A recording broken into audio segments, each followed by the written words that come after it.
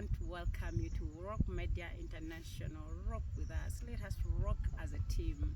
Yes, I want to thank you for subscribing, liking, sharing, and viewing all the content we put on Rock Media. And once again, I want to request you, please invite your friend. Share this link with your friend. Let a friend share with a friend and tell them with Rock Media International, you're not only a subscriber, but you become a member of the Rock family. This is an international family, and we believe that me and you can rock as a team. Yes, it is me, Nakuya Aida Mpana, your lady in absentia of Doreen Williams. Oh yes, it's been a very swift week. The week moved so fast. I don't know whether that side it moves at the same pace as it does this side. Indeed, it's a week back that over 350 MPs elect went to Chankwanzi for a retreat. They did not go to Chankwanzi district as a whole, no. They went to Nali. And I know people out there are asking, what Nali? And indeed, Nali has been the talk of the week in town. And everyone is wondering, what is in Nali? Is it worthy? We are seeing a lot of communications from Nali, a lot of activities from Nali, a lot of activities happening in Nali. And I know you're wondering, what is Nali? I'm talking about the National Leadership Training Institute that is in Chankwanzi. That's where it's located. However,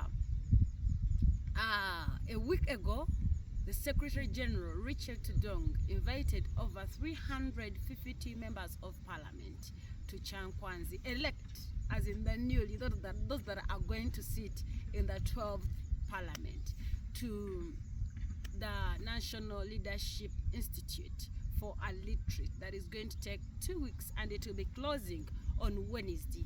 But a lot has come out. We've had the exchange of words between the Speaker, Aniti Among, Right Honorable, and the Minister in charge of Justice and Constitutional Affairs, Honorable Norbert Mao. However, it wasn't an exchange, but just as people want to put it, it will be an exchange of words whereby someone tells you you're not meant to cross this boundary, and you come and say, hey, you never know, I may be an adopted daughter of your father, or an adopted son of your father. I may be a child in the house without your knowledge and wisdom, you know.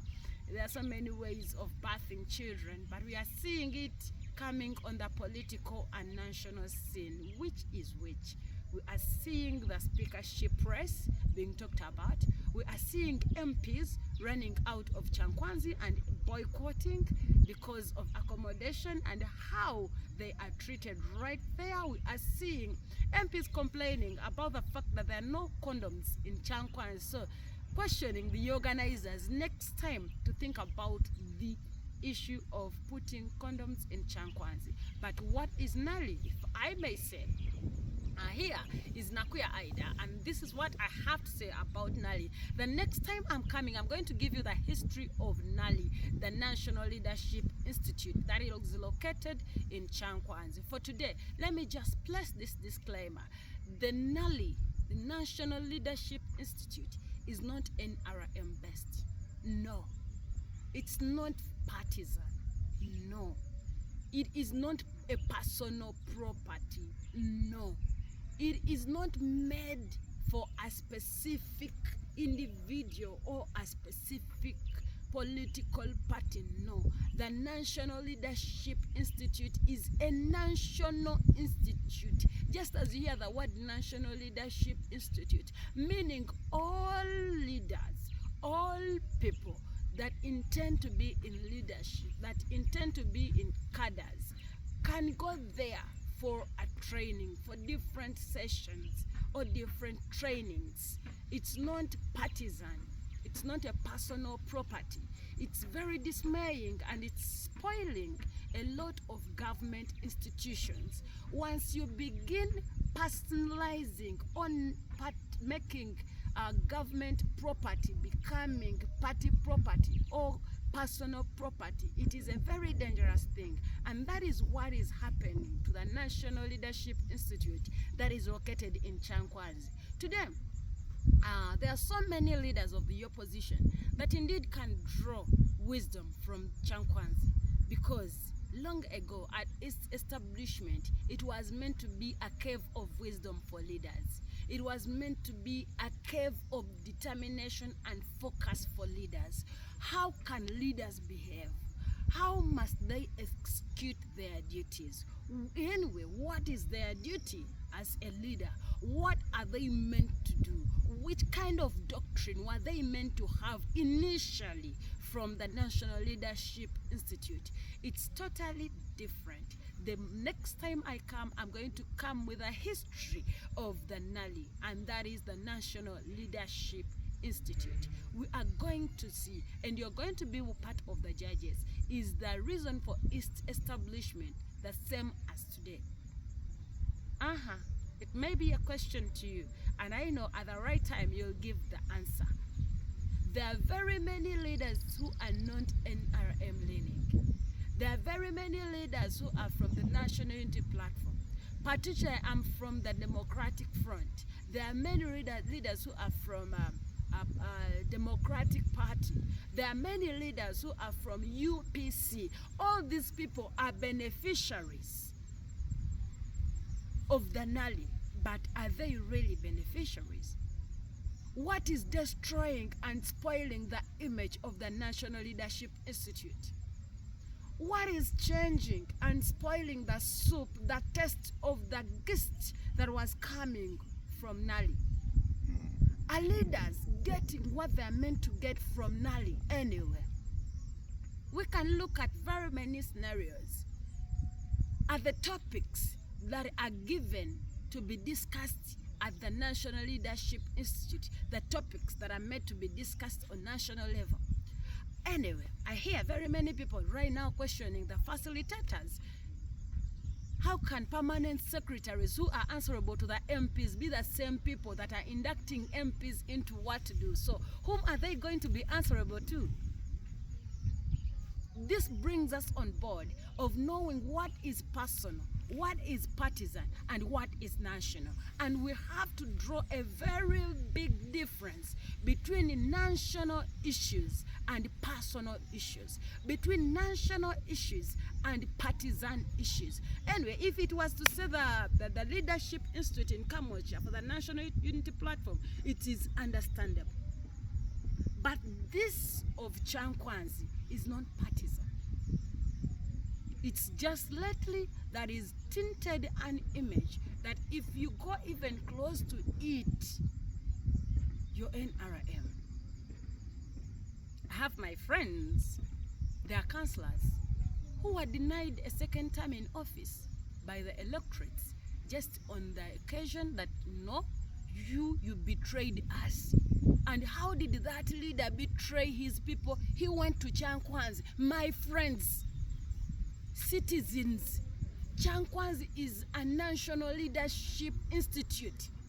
It's only this regime that is spoiling the soup at the institute and giving us bitter soup. Initially, all leaders, irrespective of your party, you are a beneficiary. You could go to Chankwanzi under independent training from people who are not compromised by the regime. And you could come out knowing your role as a leader, how you're meant to behave as a leader, and how you're meant to meet your submissions as a leader. It's only today that it is losing purpose. It is losing meaning. We are no longer running to it as a cave of wisdom. We are running to it as a cave of indoctrination. I was looking at the entire agenda, and I saw MPs bragging that they are having a whole Musevenomics. General Salim Saleh is coming to present a paper called Musevenomics. For God's sake, what's Musevenomics in Uganda's economics? Should we assume it's what is failing Ugandans? Should we assume this is the reason as to why many Ugandans are dying in poverty? Should we assume that the Musevenomics is what is failing graduates from getting jobs? It is high time we wake up and know what is partisan, what is personal, and draw a very thick line between national issues and party and personal issues. Otherwise, the growth and development of this country is going to be at a very dead end. If it's to do with Musevenomics, I believe we have reached the bar. We are just at the top of it. 40 years down the road, nothing new is going to come into place to prove to this country that we can be better. But if it is to impact leadership that is lasting in the heads of Ugandans and the leaders elect, if it's to play purpose and role, let us be realistic. Let us know where to direct who. Leaders, it's upon us to turn every national property into a national property, not a personal property. Today it's here, today it's Chankwanzi, tomorrow it's going to be Bank of Uganda. Today it's Nali, tomorrow it's going to be Lake Victoria. Anyway, I think all that is already personalized, but we need to fight this virus before it gets to our homes. We begin hearing stories that Fenatuliba Museveni, I'm not going to be part of that story. Thank you so much.